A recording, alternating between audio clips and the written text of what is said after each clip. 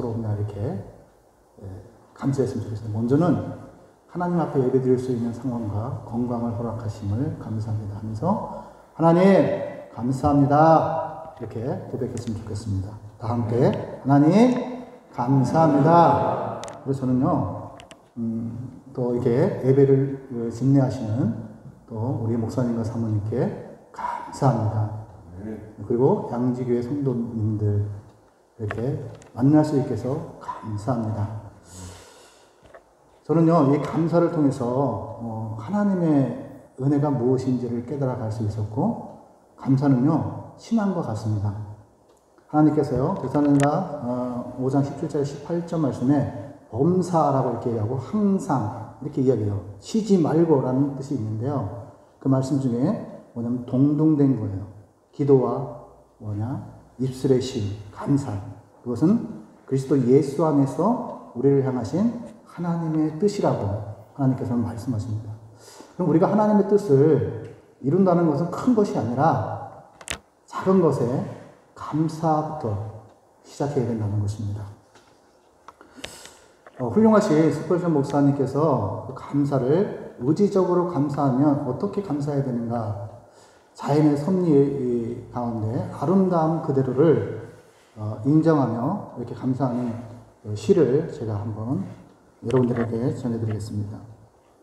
하나님은요, 우리를 반딧불에 감사하면 우리에게 한 자루를 촛불을 주시고 또 한 자루의 촛불로 인해서 감사하는 자에게는 별빛을 주시고 별빛으로 인하여 감사하는 자에게는 달빛을 주시고 달빛으로 인해 감사하는 자에게 아침의 태양을 주시고 아침에 태양빛을 감사하는 자에게 천국의 영광을 비춰주신다고 고백합니다. 저는요, 지금 우리는 코로나19로 인해서 그동안에 깨닫지 못한 자유를 잃어버리고 살아가고 있습니다. 사람과 사람의 대화가 사라지고 만남과 만남이 관계가 멀어지는 상황 속에 있습니다. 이번에 추석 명절을 통해서도 보면 부모와 자식 간에도 가고 싶어도 갈 수 없는 상황 속에 있었습니다. 그러다 보니까 많은 사람들은 너무나 예민해져 있고 스트레스를 받으며 살아가고 있습니다. 가을의 아름다움을 보고 싶어도 원할 때 볼 수 없는 현실을 우리는 통해서 그동안에 얼마나 우리가 많은 것을 누리며 살아왔는지를 생각해 보아야 합니다. 아이들은요, 공부를 하고 싶어도 학교에 가고 싶어도 갈 수 없는 상황 속에 있습니다. 얼마나 많은 사람들이 코로나 바이러스로 인해서 죽음을 맞이했고 또 죽음 앞에 가고 있습니다. 영원할 줄만 알았던 시간들, 영원할 줄만 알았던 건강들, 영원할 줄만 알았던 아름다움들, 영원할 줄만 알았던 호흡들, 그런 것이 이제는 자유롭지가 않습니다. 우리는요, 영원한 것 같은 그런 것들을 통해서 다시 한번 기억해야 될 것이 있습니다. 감사를 찾아야 합니다. 감사를 회복해야 합니다. 그동안에 잃어버렸던 살았던 것은 무엇인지를 생각해 보는 시간들이 오늘 우리들의 삶의 자리에 있음을 기억하셔야 합니다. 내가 얼마나 많은 사랑에, 많은 만남에, 많은 예배에 드림을 감사했는지, 내가 걸어 다닐 수 있는 것을 감사했는지, 내가 말할 수 있는 것을 감사했는지, 내 가족이 있음을 감사했는지, 나의 나된 것이 정말로 모든 사람들의 만남 속에서 사랑 속에서 살아왔음을 감사해야 합니다. 성프란시스 분이 이런 얘기를 했습니다. 제자들을 이렇게 불러놓고서 이야기를 하는데요. 제자들이 이제 임종 전에 만났습니다. 그러면서 제자들에게 우는 제자들에게 이 성프란시스가 이렇게 얘기합니다. 너희들 지금 왜 우느냐? 이렇게 질문을 합니다. 선생님께서 좀 더 오래 사셨으면 소원이 없겠습니다. 라고 이렇게 얘기를 합니다. 그럼 이 땅에서 내가 얼마나 더 오래 살기를 원하느냐라고 제자에게 질문을 하자 한 제자는요, 지금까지 사신 만큼 더 사셨으면 좋겠다고 이야기합니다. 그리고 또 한 제자는요, 1년만 더 살았으면 좋겠다 이렇게 이야기를 합니다. 또 한 제자는요, 하루만 더 살았으면 좋겠다라고 고백합니다. 그러자 성불한 시스코가 제자들에게 이렇게 이야기합니다. 이놈들아, 너희들이 건강할 때, 잘 나갈 때는 찾아오지 않다가 지금의 내가 임종하는 이 시기 때에 찾아와서 그렇게 이야기하는 것이 마음이 아프다고 이야기합니다. 나는 이 시간에 이렇게 하나님 앞에 기도하고 싶다고 이야기를 하면서 자기의 마음의 소원을 고백합니다. 하나님 아버지, 감사합니다. 제게 한 시간의 생명을 연장해 주시옵소서. 하나님, 그 연장을 통해서 우리 제자들과 함께, 우리 가족들과 함께 하나님 앞에 예배 드리기를 원합니다. 이것을 통해서 우리가 이제까지 살아왔던 하나님을 향한 사랑과 고백을 잊고 살았는지 생각할 수 있는 시간이기를 원합니다. 그러면서 기도를 했습니다. 우리에게는요, 아직 주어진 시간들이 있습니다. 없는 것을 생각하고 떠나간 사람을 생각할 것이 아니라 있는 것을 생각하며 감사해야 되는 시기가 우리의 삶의 자리 속에 있습니다. 소중히 여기며 감사해야 하는 분들을 생각하시는 여러분들이 되시기를 축원합니다. 이 시간에는요, 우리는 예배를 드리지만요, 누군가는요, 병원에 있으면서 내일이 없는 시간 속에 힘들어 하시는 분들이 계십니다. 걷고 싶고, 먹고 싶고, 보고 싶어도 하지 못하는 분들이 많음을 기억하며 이 자리에 이렇게 하나님께 예배 드릴 수 있음을 감사하는 여러분들이 되시기를 축원합니다.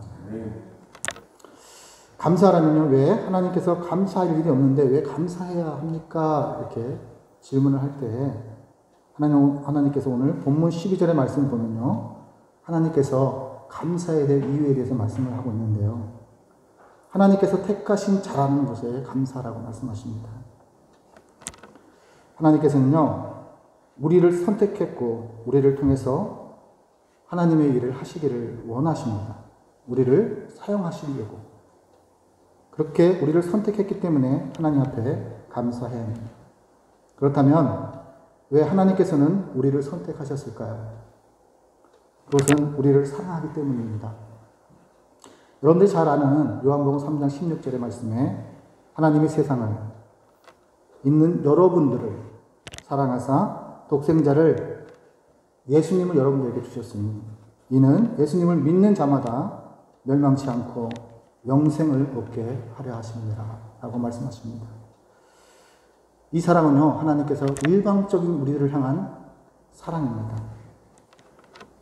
하나님을 예면하고서 자기 마음대로 살고 있을 때 하나밖에 없는 아들 예수 그리스도를 우리에게 보내셔서 우리에게 하나님의 사랑을 보여주시고 이것이 사랑이다 하고 확증하셨습니다.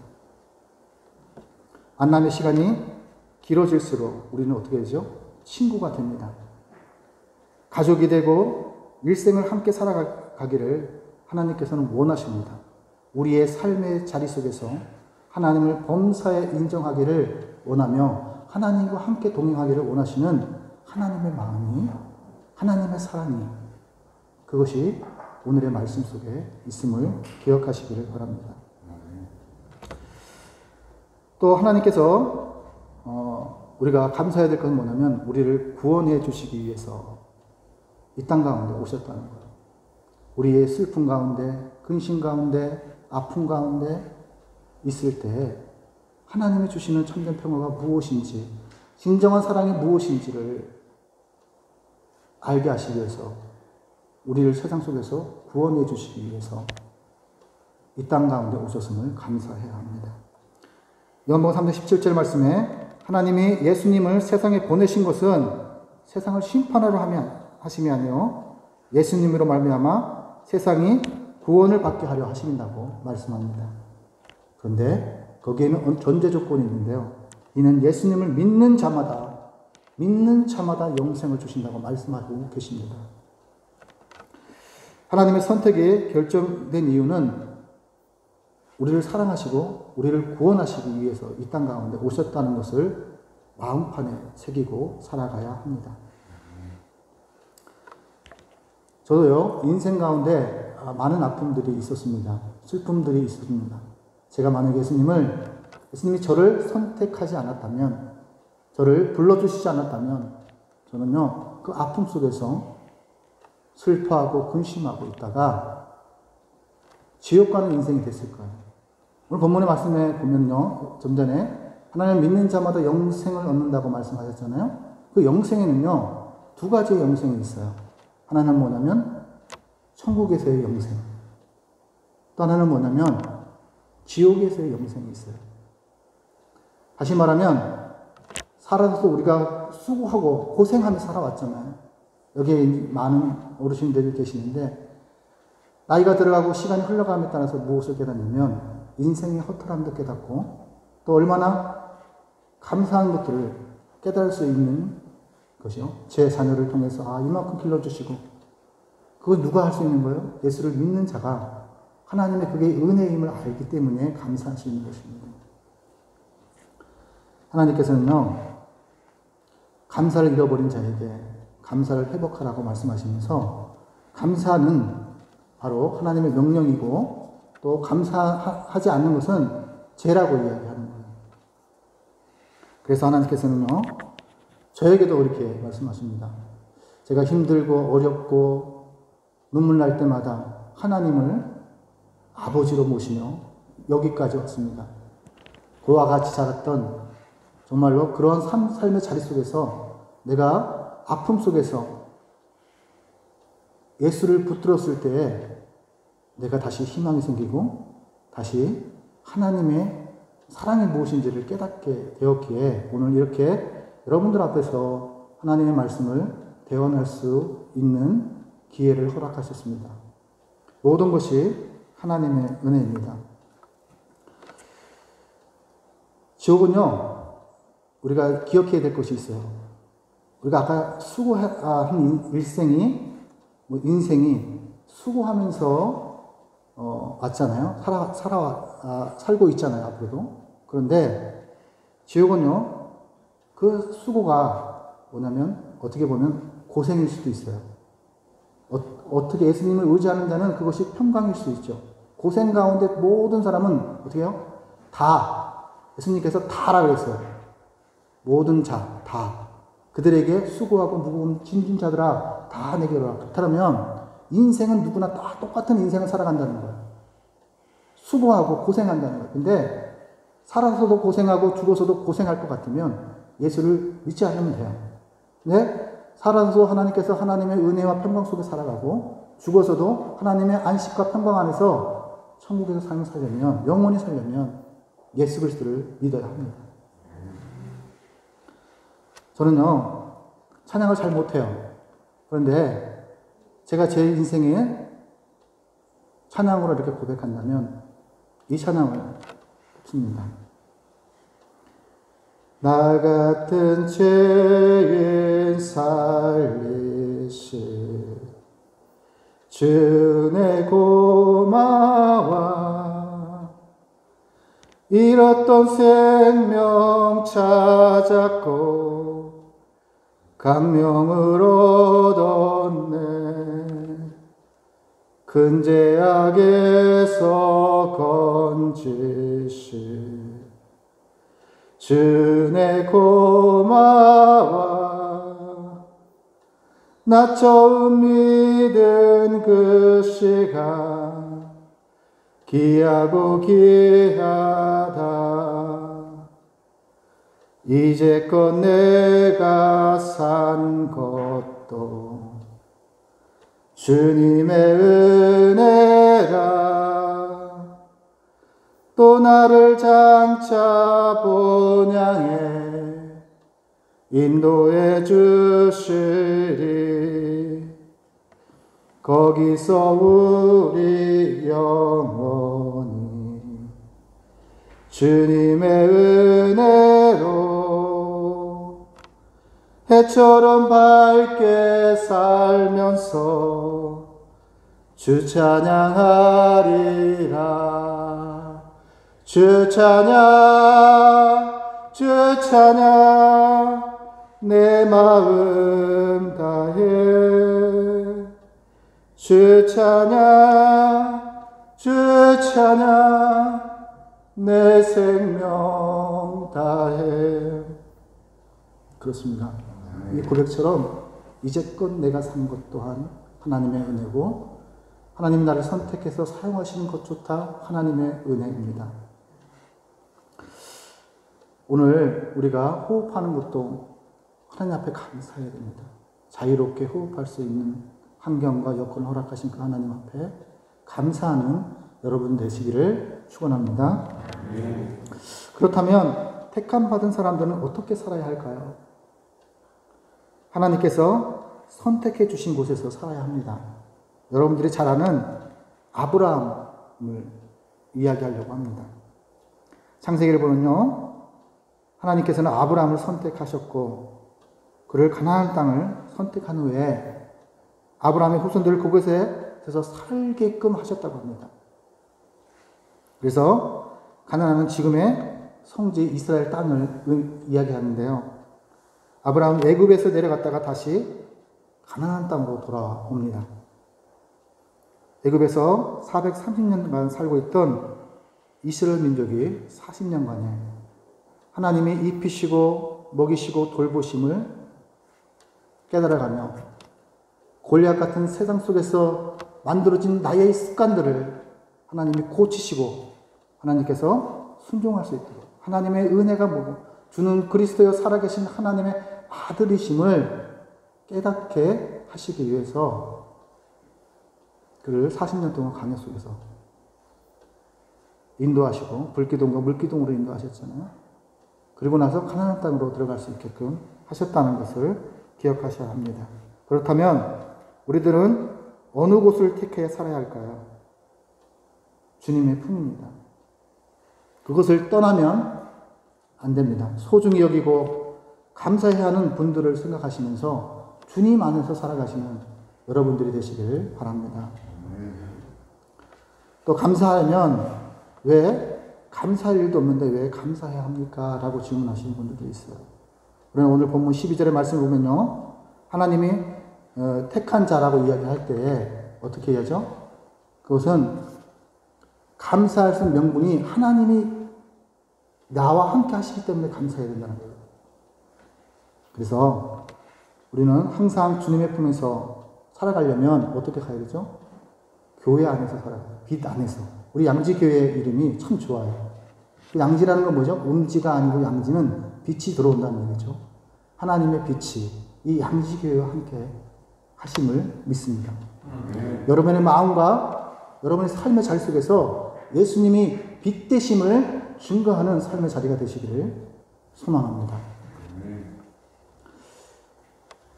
오늘 본문의 말씀을 보면 감사라는 말씀이요, 15절에 보면 너희는 감사하는 자가 되라고 말씀하고 있고 16절에 보면 시와 찬미와 신령한 노래를 부르며 마음의 감사함으로 하나님을 찬양하고 17절에 그의 힘을 힘입어 하나님 아버지께 감사라는 말씀이 있습니다. 우리가 선택한 교회 중심의 삶을 살아야 합니다.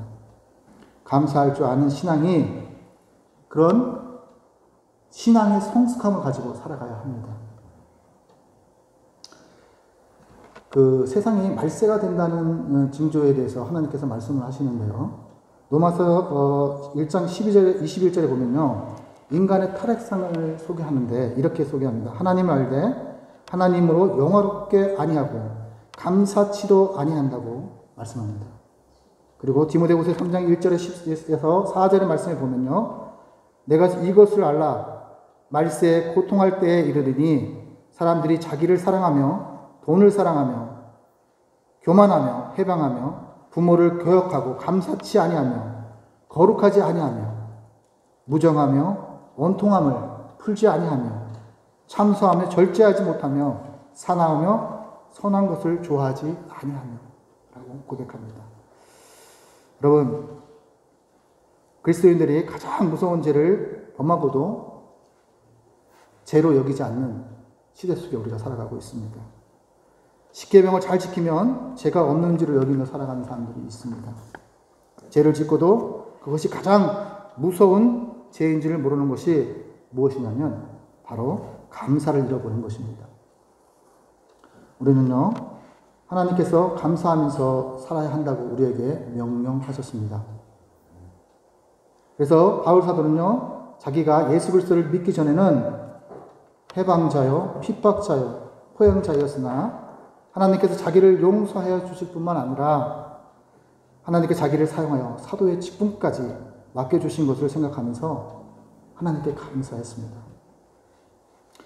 원망과 불평은요, 빼기와 같습니다. 원망을 하면 할수록 어떻게 되죠? 나의 인생과 삶은 피폐해지고 즐거움이 사라지고 우울증에 걸리는 것입니다. 그러나 감사는요, 플러스와 같아요. 감사가 하게 되면 희망이 생겨요.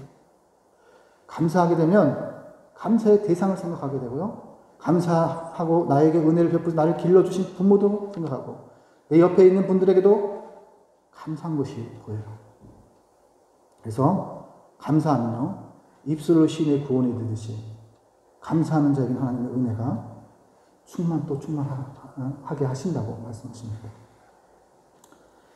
기분은요, 좋고 나쁘고의 문제가 아니라 어떤 거냐면요, 그리 아니하실지라도 감사할 수 있는 신앙의 성숙함이 이 말씀 속에 있습니다. 내가 기분이 나쁘고 어떤 사람이 나에게 어떤 행동을 했든지 그것을 보는 것이 아니라 그 너머에 계신 하나님을 보시면 감사할 수 있습니다. 오늘 본문의 말씀을 보면서 우리는요, 하나님의 의지적으로 감사하는 자가 되는 게 뭐냐면, 의지적으로 감사하려면 어떻게 해야 되냐, 생각해야 된다는 거죠. 생각해야 되는데, 여러분 찬송가 429장에 보면요, 이런 구절이 있잖아요. 세상의 모든 풍파 너를 흔들어 약한 마음 낙심하게 될 때에, 세상의 근심이 걱정이 너를 누르고 세상의 권세가 너의 앞길을 막을 때 주만 믿고 낙심하지 말아라. 그러려면 어떻게 해야 되냐? 하나님이 주신 복을 세워봐야 돼요. 천사들이 우리를 보호하시고 염려 없이 하나님만 바라보며 살아가라고 신앙 고백을 하고요. 우리는요, 어떠한 역경 중에도, 어떠한 고난 쪽에도, 어떤 위기 속에도 감사하며 살아가라는 하나님의 말씀을 기억해야 합니다. 사랑하고 존경하는 양지교회 성도 여러분, 감사는요, 마음을 즐겁게 해요. 감사는요, 어때요? 몸을 가볍게 해요. 감사는요, 마음의 여유를 줍니다. 감사는요, 우리에게 웃음을 줘요. 즐거움을 줍니다.